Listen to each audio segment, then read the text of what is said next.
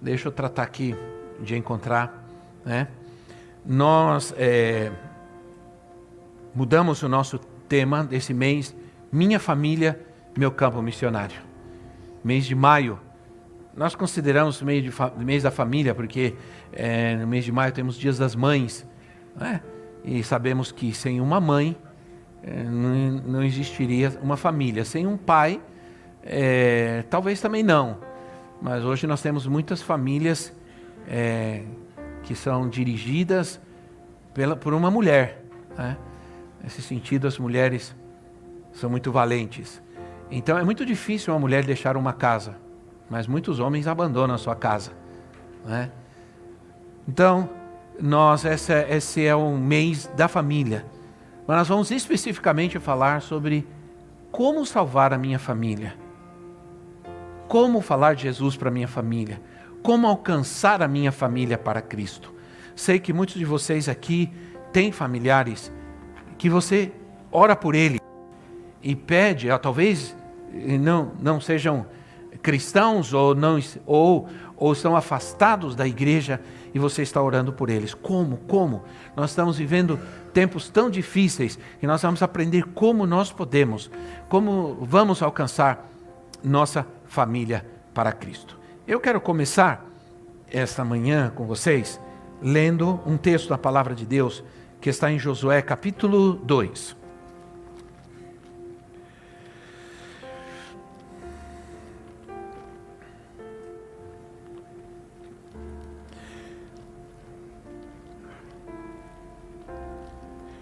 Josué capítulo 2. Sumiu o Josué da minha Bíblia, irmãos. Josué capítulo 2, vamos ler do versículo 1 ao versículo 13, Josué capítulo 2, diz assim: Então Josué, filho de Num, enviou secretamente de Sitim 2 espiões e lhes disse: Vão examinar a terra, especialmente Jericó. Eles foram e entraram na casa de uma prostituta chamada Raabe, e ali passaram a noite. Todavia, o rei de Jericó foi avisado. Alguns israelitas vieram esta noite para espionar. Diante disso, o rei de Jericó enviou esta mensagem a Raabe: Mande embora os homens que entraram em sua casa, pois vieram espionar a terra toda. Mas a mulher que tinha escondido os 2 homens respondeu: É verdade que os homens vieram a mim, mas eu não sabia de onde tinham vindo. Ao anoitecer, na hora de fechar a porta da cidade, eles partiram. Não sei por onde foram. Corram atrás deles, talvez os alcancem. Ela, porém, os tinha levado para o terraço e os tinha escondido sob os talos de linho que havia arrumado ali. Os perseguidores partiram atrás deles pelo caminho que vai para o lugar da passagem do Jordão, e logo que saíram, a porta foi trancada. Antes dos espiões se deitarem, Raabe subiu ao terraço e lhes disse: Sei que o Senhor lhes deu esta terra.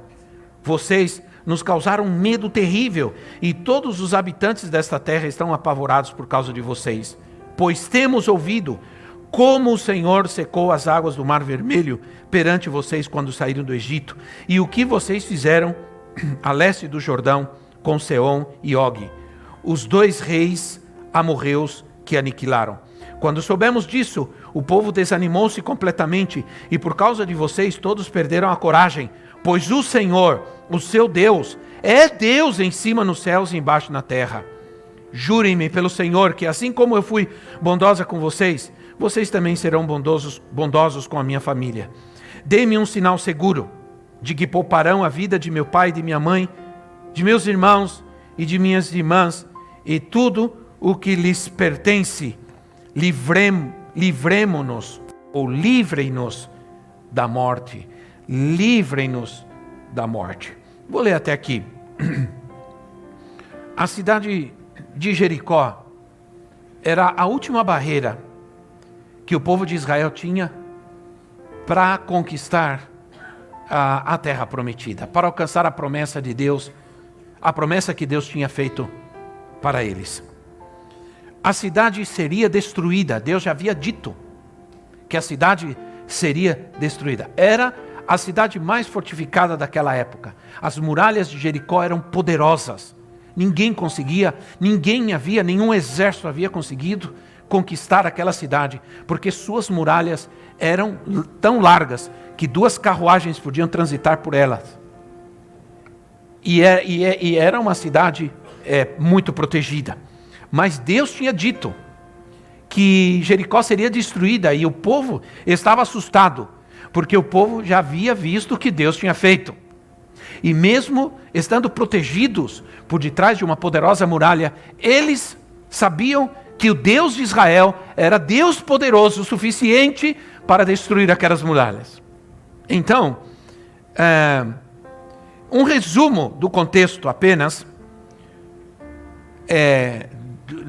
de que nós encontramos aqui nesse texto, de que Deus manda então, ou melhor, Moisés manda 2 espias olhar a cidade. Uma estratégia de guerra, né? Olhar a cidade. E eles foram e entraram na casa de uma mulher, de uma prostituta chamada Raabe. E aqui você viu a história. Eu creio que esse no contexto dessa história, nós encontramos lições de como nós podemos salvar a nossa família. Afinal, o contexto que vivemos hoje não é muito diferente de cada contexto bíblico que nós usamos da palavra de Deus.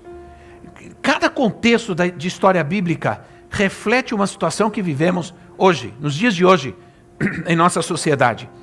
E a primeira lição que nós aprendemos é: a tua família pode ser salva sem importar o teu passado. Essa é a primeira lição que nós aprendemos aqui. Nossa história, nosso passado, não nos desqualifica para sermos usados por Deus e para abençoarmos a nossa família. Aquela mulher, ela pediu aos espias, ela pediu: quero que salvem a minha família. Quero que a minha família seja salva. Ela estava preocupada com a sua família. Ela estava preocupada com a sua casa. E esse pedido dessa mulher tornou essa história uma história de misericórdia e de graça de Deus. E não somente isso, o desejo dessa mulher, o pedido dessa mulher fez não somente história na vida dela, mas na vida de toda a sua descendência. O desejo daquela mulher e a declaração daquela mulher transformou a sua história. Se nós queremos ver uma nação transformada, se nós queremos ver uma sociedade transformada, se nós desejamos isso, se nós oramos por isso, nós devemos começar pela salvação da nossa casa. Se nós queremos ver uma nação liberta, nós devemos começar pela libertação da nossa casa. Se nós queremos ser parte de uma igreja poderosa, de uma igreja que cresce, que ama a Deus, que santifica, que ora, nós devemos orar e pela salvação, pela libertação da nossa casa. Nós devemos começar tudo isso dentro da nossa casa. E o diabo, ele quer usar os nossos erros do passado para dizer que nós não vamos conseguir. Inclusive, muitos de nós que vivemos e crescemos numa família disfuncional, numa família cheia de problemas, ou talvez nem crescemos dentro de uma família, exatamente, né? Crescemos talvez numa família onde havia muitos problemas, drogas, vícios, violência, abuso, e crescemos numa família assim. E por causa disso, muitas vezes,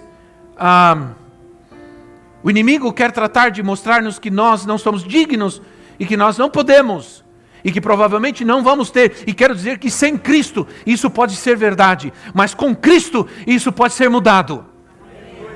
De que você também vai ter uma família assim, de que você também vai ter uma família disfuncional, de que você também não vai prosperar na sua vida, de que você também não vai ser ninguém nessa terra. E isso pode ser verdade se você não estiver em Cristo, mas se Cristo estiver na sua vida, isso não é verdade. Então, talvez você tenha vindo de uma família desestruturada, de uma família fracassada, mas essa mulher nos mostra que não importa o nosso passado, quando nós reconhecemos ao Senhor, quando nós declaramos que Ele é Senhor, tudo muda. Quando Ele é Senhor da nossa vida e Senhor da nossa casa, tudo vai mudar. Ele vai fazer história. Ele vai fazer história. Aí, Raabe, ela entendendo, essa mulher, para mim, ela se converteu naquele momento que ela viu aqueles espias. Porque ela começou a declarar quem era o Deus deles. E ela começou a declarar que Ele era Senhor e não tinha nenhum Deus como Ele, poderoso. Isso é uma declaração de fé. Eu vou terminar falando sobre isso. Mas Raabe ajudou os espiões a fugirem e lhes obrigou a fazer-lhe uma promessa. E eles lhe deram uma promessa, eles lhe fizeram uma palavra.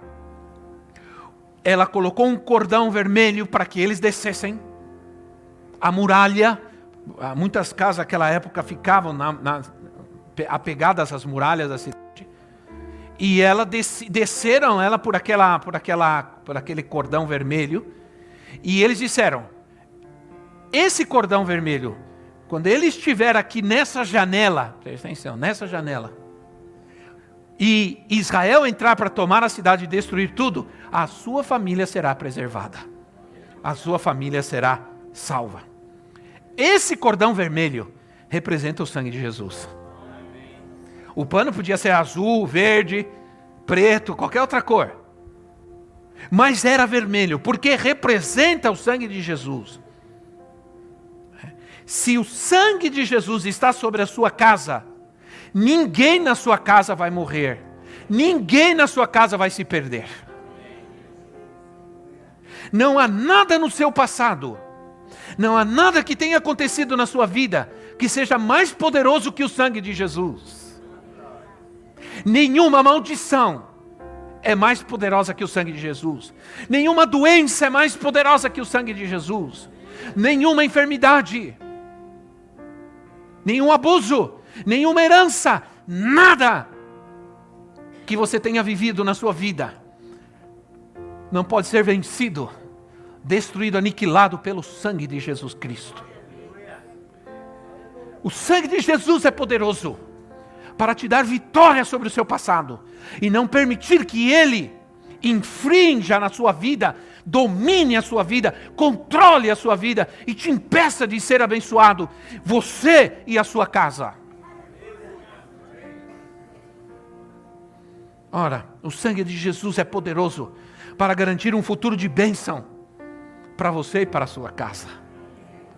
O versículo 18, mantenha sua Bíblia aberta aí. Versículo 18 assim: se quando entrarmos na terra você não tiver amarrado este cordão vermelho na janela, pelo qual nos ajudou a descer, e se não tiver trazido para a sua casa o seu pai, a sua mãe, os seus irmãos e toda a sua família, qualquer pessoa que sair da casa será responsável por sua própria morte. Presta atenção, qualquer pessoa que sair da casa será responsável por sua própria morte. Nós seremos inocentes, mas seremos responsáveis pela morte de quem estiver na casa com você, caso alguém toque nessa pessoa. E se você contar o que estamos fazendo, estaremos livres do juramento que você nos levou a fazer. Seja como vocês disseram, respondeu Raabe. Assim ela os despediu e eles partiram. Depois ela amarrou o cordão vermelho na janela. Todos os membros da sua família devem ficar dentro de casa. Se alguém sair, nós não responder, ele vai responder por ele mesmo. E ele pode morrer. Se ele sair, vai ficar à mercê dos inimigos, dos exércitos inimigos. Percebem aqui, irmãos, a importância da família, da ordem familiar. Como o ato daquela mulher estava salvando a sua casa, mas não somente a sua casa, mas todos os seus parentes. Seu pai, sua mãe, seus irmãos, toda a sua família devem ficar dentro da casa. Lembre-se que a igreja é a casa de Deus. Sua família será salva se você observar, se você obedecer e se você ficar de olho na janela. A palavra profética para nós esse ano é que é um ano de janelas abertas. Ora, a pergunta é, e o que o Senhor nos chama a fazer hoje é: cuida bem da janela da tua casa. Porque Jesus disse em João capítulo 10, que o ladrão, ele não entra pela porta. O ladrão não entra pela porta.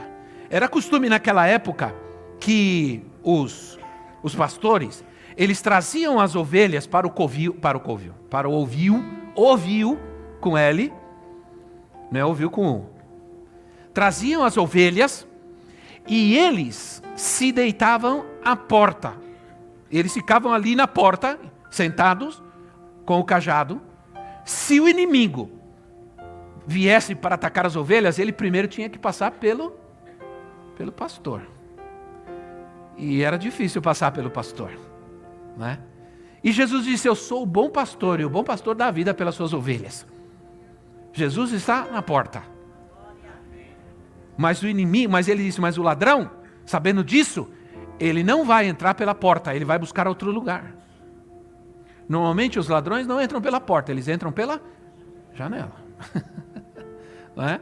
Então, eles entram pelo lugar mais frágil. Então o Senhor está dizendo para você: vigia a janela da tua casa. Coloca o sangue de Jesus na janela da tua casa.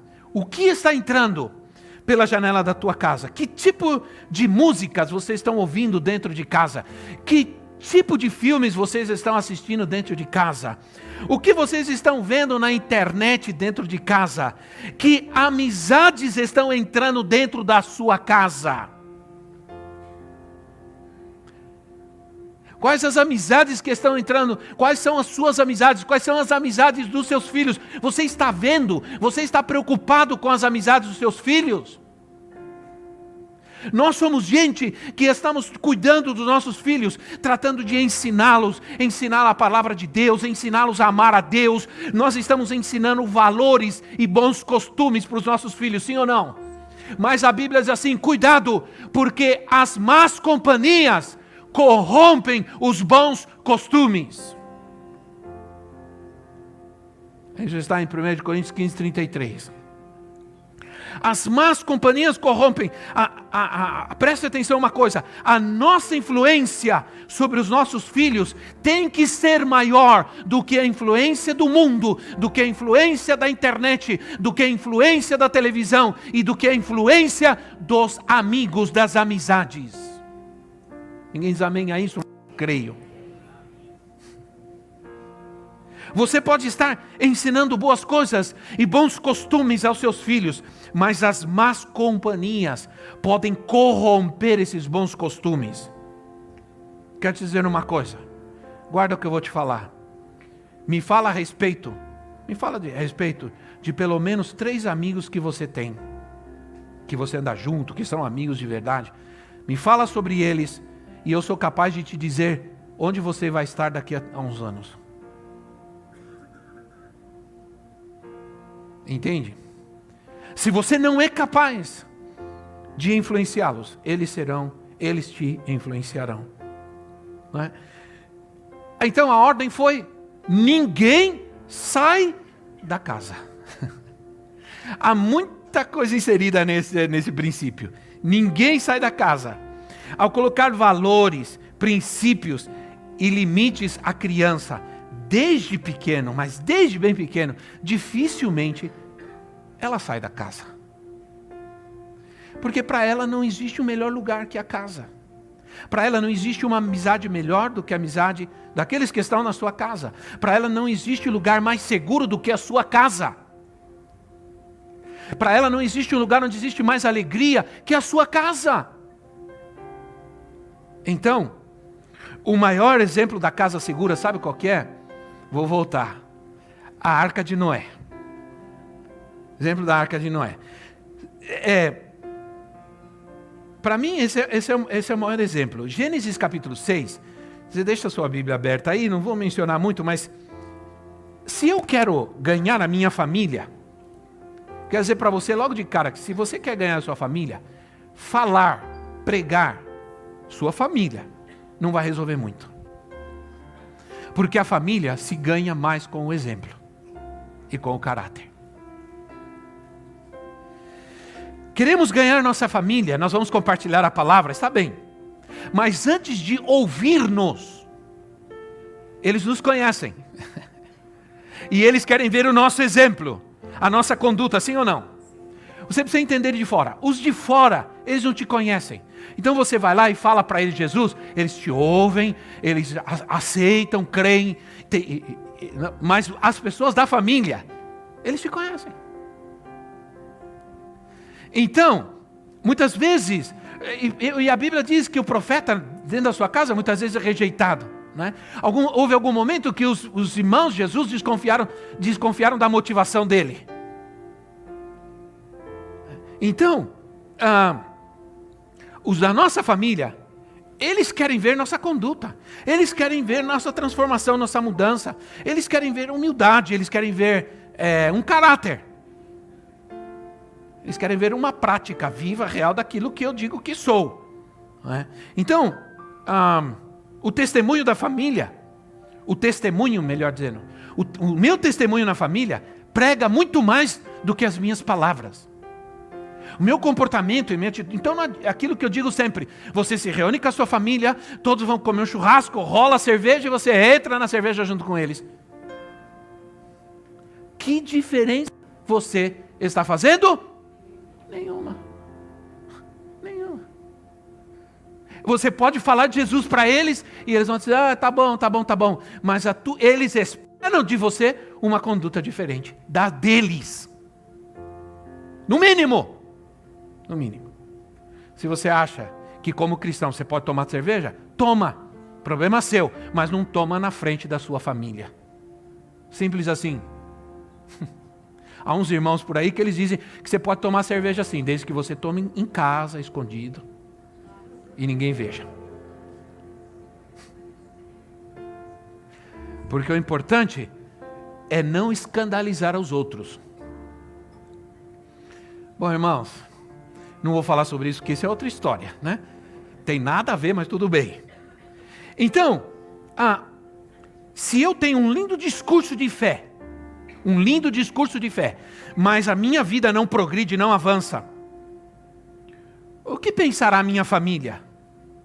A Bíblia diz que a fé sem obras é morta. Falemos sobre Noé, rapidamente. Deus chamou Noé para construir a arca. Quando Deus chamou Noé, Deus falou para Noé que ele ia construir uma arca. Noé tinha mais ou menos 480 anos de idade. Como eu invejo Noé. Como eu queria viver pelo menos uns 500, né, irmãos? Isso quando a gente gosta da gente, a gente quer viver muito. Não é? A gente é feliz.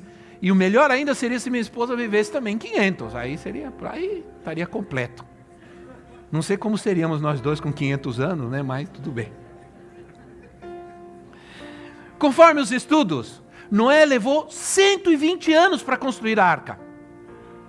Conforme os estudos. Ele levou mais de 100 anos, isso é certo, e pelo menos 120 anos ele levou construindo a arca. Sem desanimar, sem parar. Por 120 anos, seus filhos ouviram viram Noé trabalhando, obedecendo a Deus, fazendo o que Deus mandou ele fazer. Já pensou nisso, irmãos? Pensa num contexto talvez de tanta, talvez de ignorância, as pessoas criticando, as pessoas vendo, não é possível que ninguém diria nada, vendo um cara construir um barco, quando nunca tinha chovido na vida, uma gota. Não existia rio, não existia nada, e o cara construindo um barco. Que é isso aí? É um barco, mas o que faz um barco? Olha, Deus disse que vai chover, vai inundar ele. Entende? Mas Noé ficou firme. 120 anos os filhos vendo ele trabalhando. E construindo. Talvez os filhos ajudavam e diziam assim, meu Deus, não acaba nunca não acaba nunca essa construção, essa arca não acaba nunca, né?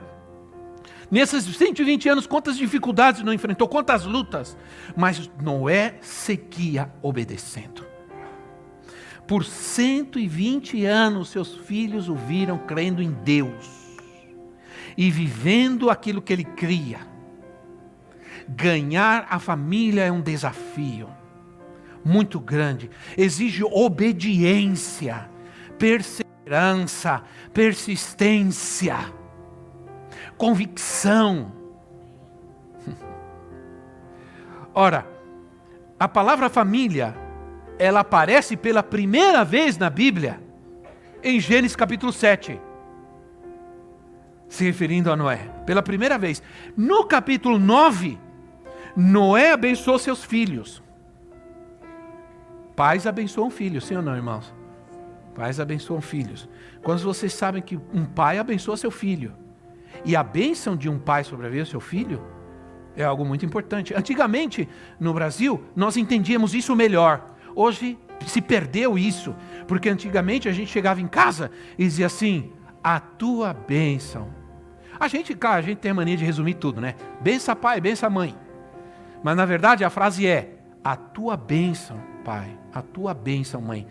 Deus te abençoe, meu filho. Por isso nós tivemos uma geração que somos nós, irmãos, nós assim, cabelinho branco. Gente boa, gente... né? Mas a gente foi perdendo isso com o tempo. Foi perdendo. Hoje chega em casa, tem filho que chega em casa enjoado, nem fala nada, vai direto pro quarto, nem olha. Ou se não, você oi. Oi. É. A minha neta já aprendeu a falar oi. Fala oi pro vovô, fala ela, oi. Eu quase morro do coração, irmãos. Eu quase morro do coração, né? Mas já aprendeu a falar oi, meu Deus do céu, eu não acredito. Então o que acontece? Nós estamos vivendo nessa geração. Uma geração assim que não entende. Pais que não entendem que as suas palavras, que as suas declarações abençoam ou amaldiçoam aos seus filhos. Né? Então, Noé abençoou seus filhos. E a partir daí, interessante, que no capítulo 9 de Gênesis, Noé abençoou seus filhos. Nós vamos voltar depois do capítulo 9. E depois disso, todos os demais patriarcas, homens, abençoavam sua família. Abraão abençoou seus filhos, Isaac abençoou seus filhos, Jacó abençoou seus filhos, Moisés abençoou seus filhos, Davi abençoou seus filhos. E a bênção de pai para filho se estendeu por toda, até os dias de hoje. O povo de Deus. E a palavra em Hebreus capítulo 11, versículo 7, deixa a sua mãozinha, o papel, o envelope da oferta que você vai trazer, deixa aí, em Hebreus 11, em Josué 2, Gênesis 11, 7 diz assim, pela fé, Noé, quando avisado a respeito de coisas que ainda não se viam, movido por santo temor, construiu uma arca para mais alto, irmão, não escutei, para salvar a sua família. Por meio da fé, ele condenou o mundo e tornou-se herdeiro da justiça, que é segundo a fé. Noé ouviu a advertência de Deus, ele ouviu a palavra de Deus e tomou uma providência. Deus está falando conosco, Deus está nos alertando sobre a família, sobre nossos filhos, Deus está nos alertando para cuidar, para ter cuidado com o que eles estão fazendo, vendo, andando. Nós estamos falando isso constantemente, Deus nos está advertindo. Noé ouviu a advertência de Deus e se preocupou em trabalhar muito para fazer algo por isso. E eram coisas que, diz o texto, que eram coisas que ele não via. Mas ele se preocupou, ele se ocupou em fazer algo. Agiu pela salvação da sua família. Noé permaneceu por 120 anos construindo a arca, porque ele tinha uma palavra de Deus. Ele passou 120, ele nunca abandonou. Às vezes as pessoas abandonam a arca, e eu pergunto, que palavra você tem de Deus para abandonar a arca? Diga quem está ao seu lado, não abandone a arca. Porque eu vou te dizer uma coisa, não existe um lugar melhor do que a arca. Imagina a arca de Noé, que lugar terrível que era. Provavelmente Noé, e eu vou te explicar porquê daqui a pouco, Noé colhia a água da chuva para beber, né? E para fazer alguma coisa. Mas estavam todos aqueles animais lá, irmãos, cheiro, sujeira. Durante muito tempo a coisa começou a ficar difícil, porque eles ficaram muitos e muitos e muitos dias dentro da arca. Não foi uma coisa fácil. Não é fácil, não é fácil. Mas era melhor estar dentro da arca do que fora da arca. E se eu vivesse naquele tempo, eu não queria estar fora da arca, não. Eu queria estar lá dentro com todas as dificuldades e problemas que ela tem. Porque, irmãos, existem reality shows que colocam pessoas para morar junto, e depois eles colocam as câmeras para ouvir tudo o que vai acontecer. Porque eles já sabem que vai ter briga, vai ter problema, vai ter discussão, vai ter tudo que você pode imaginar. E isso vira um show. Não é? Então, agora presta atenção. Quando Noé entrou na arca, Deus fechou a porta. Quem fechou a porta? Quem fechou a porta? Deus. Provavelmente, Deus fechou a porta por fora. Então, ninguém podia sair da arca. Não era propósito de Deus. Isso nos fala da salvação que Ele nos dá. Quando Ele nos salvou, o propósito dele é que nunca mais a gente volte, que a gente saia de dentro da arca para fora. Entende, irmãos? Ele nos colocou dentro da arca e Ele fechou a porta. Ele não quer que você saia, embora alguns fiquem tentando derrubar a porta para sair, né? Quando Noé entrou, Deus fechou a arca. A Gênesis 7,16 diz isso. Os animais que entraram foram um macho e uma fêmea de cada ser vivo, conforme Deus ordenara a Noé. Então o Senhor fechou a porta. Ora, irmãos, a Bíblia diz que a porta que Deus fecha, ninguém abre. E a porta que Ele abre, ninguém fecha. Ponto final. Aí, só que a arca tinha uma janela. Já entenderam, irmão? Pensem em Raabe, né? A arca tinha uma janela. Havia uma janela. Noé tinha uma janela aberta na arca. Só que essa janela não estava nem do lado, nenhuma outra parte, a janela estava em cima. Noé não podia ver nada, nem ele nem sua família. Mas quando eles abriam aquela janela, ele podia ver o céu. Quando ele abria aquela janela, eles podiam olhar e saber onde tinha vindo o socorro, o livramento. Eles olhavam para o céu e diziam: estamos seguros, estamos firmes, não tem nenhum problema, o Senhor está conosco.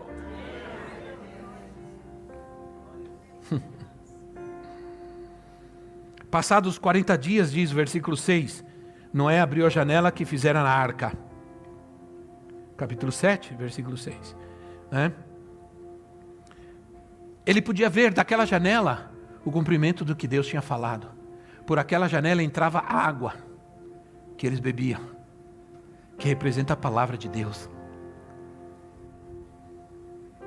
Estava um caos lá fora. Por que a janela não estava do lado? Porque Deus não queria que eles vissem a água, a violência das águas, os corpos boiando de animais, de gente, água lamacenta, terrível. Deus queria que apenas eles olhassem para o alto. De onde virá o meu socorro? Meu socorro vem do Senhor, que fez os céus e a terra. Não é maravilhoso isso?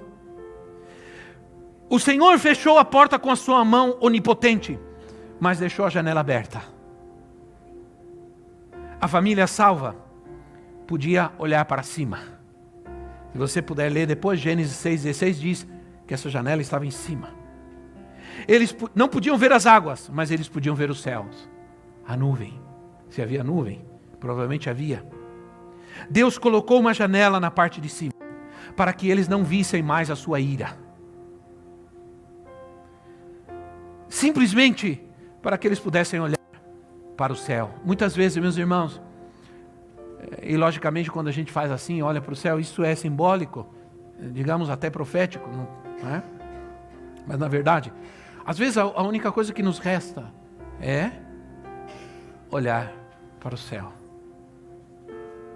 Não é verdade? Porque afinal o salmista diz que devemos pensar nas coisas que são lá do alto. E não nas coisas que são desta terra. Deus não quer que andemos olhando o que está acontecendo, porque se nós nos deixarmos levar pelo que está acontecendo na terra hoje, no nosso país, nos países do mundo, nós não vamos sobreviver. Nós não vamos ser felizes. Nós vamos nos corromper, nós vamos sentir medo, temor, sim ou não? Mas esta mulher fez algumas declarações de fé. Raabe disse aos espias: sei que não há um Deus como o de vocês, e que Ele é Senhor. E a Bíblia diz que ninguém pode chamar Ele de Senhor se não for pelo Espírito de Deus. Certamente naquele momento aquela mulher estava crendo em Deus, crendo na palavra, crendo no poder de Deus. Uma declaração de fé. Apesar do seu passado, da sua história, ela creu. Não interessa o seu passado, não interessa a sua história. Crê no Senhor Jesus e será salvo tu e a tua casa. É promessa. Nós falamos domingo. É um grande desafio você crer em Deus para a salvação da sua família. Eu sou muito agradecido ao meu Deus, porque hoje eu estou vendo na casa dele a filha da minha filha. E sabe de uma coisa? Eu espero ver na casa de Deus a filha da minha filha. Já disse isso para Deus. Não é, irmãos? Porque só quem não tem Jesus, quem não tem uma boa vida, não quer viver. Eu quero viver. Noé viveu 900 e tantos anos. Noé tinha 600 anos de idade quando veio o dilúvio. Estava na flor da idade. 600 anos de idade ele tinha quando veio o dilúvio. Isso nos mostra tantas coisas, né, irmão? Eu quero dizer para vocês que isso nos mostra que nunca é tarde para vencer, prosperar e reconstruir a sua vida. Nunca é tarde. Se você crer, se você permitir, Deus vai fazer. Ora, quando Deus escolheu você, e eu estou terminando com isso, porque eu estou terminando a palavra, mas nós vamos fazer outras coisas aqui hoje. Ok? Quando Deus escolheu você, quando Deus te salvou, Ele pensava em você, mas Ele também pensava na tua casa. Quando Deus te salvou e te libertou, Ele não estava vendo só você, Ele estava olhando toda a tua casa. Põe isso no teu coração. Quando Deus pensou em você, pensou na sua família. Aleluia. Quando Deus disse, vou abençoar esse homem, saiba que Ele é o mesmo que dizer, vou abençoar seus filhos, seu pai, sua mãe, seja quem for. Provavelmente Raabe, não está claro, provavelmente Raabe era uma jovem. Aqui não fala sobre seus filhos, apesar que diz sua família. Isso fala também aos nossos jovens, que eles podem construir uma vida tremenda nessa terra, com a bênção de Deus. E que um jovem salvo pode sim ser usado por Deus para salvar toda a sua família, toda a sua casa, se ele puder crer. Quando Deus te escolheu, quando Deus te salvou, imediatamente Ele já queria salvar toda a tua casa. Quando Deus te vê, nunca te vê sozinho. Ele sempre te vê acompanhado de muita gente. E muitos deles, muito parecidos com você. A tua mesma carinha, teu mesmo DNA. Quando Ele te abençoa, nunca te abençoa sozinho. Talvez você tenha uma cadeira vazia aí do seu lado, põe a mão nessa cadeira vazia que está do seu lado. E nós vamos orar mais uma vez. Pensa em alguém da tua casa, da tua família. Lembra que eu disse domingo passado que eu orava por todas as cadeiras. Eu entrava sozinho no templo e orava por todas. Na realidade eu não estou orando pelas cadeiras, eu estou orando pedindo vidas. Então põe a mão aí e pensa em alguém da tua casa, da tua família, que você quer neste lugar, sentado aí nessa cadeira. Talvez alguém que esteja afastado do Senhor, com a sua vida toda atrapalhada, toda torcida.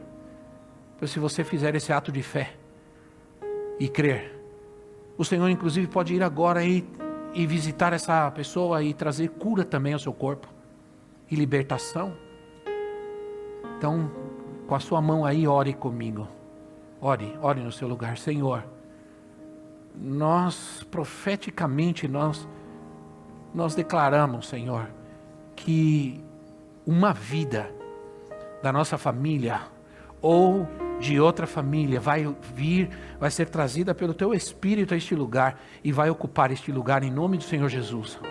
Essa vida vai ocupar este lugar, ouvir a Tua palavra e vai ser curada e liberta. Vai ser tocada pelo sangue de Jesus Cristo. Ora, irmão, tenha fé, irmão, tenha fé. Tenha força, irmão, ora com fé. Ora agora, declara agora, ora com fé, tenha fé, o Senhor vai trazer alguém, o Senhor vai trazer uma pessoa que precisa ser liberta do vício, que ser liberta do pecado, o Senhor vai trazer alguém que precisa de cura, o Senhor vai trazer alguém que precisa de um milagre, o Senhor vai salvar essa vida, o Senhor vai libertar essa vida em nome de Jesus, e essa vida vai vir ocupar este lugar, meu esposo que não tem Jesus, que está afastado, meus filhos que estão rebeldes, que estão afastados, a minha família que está desestruturada, em nome do Senhor Jesus, salva agora, Senhor, salva, liberta, usa a minha vida, Senhor, para trazê-los aqui, para que sentados aqui ouçam a Tua palavra e sejam tocados e transformados e libertos pelo Teu Espírito Santo, em nome de Jesus, em nome do Senhor Jesus, aleluia.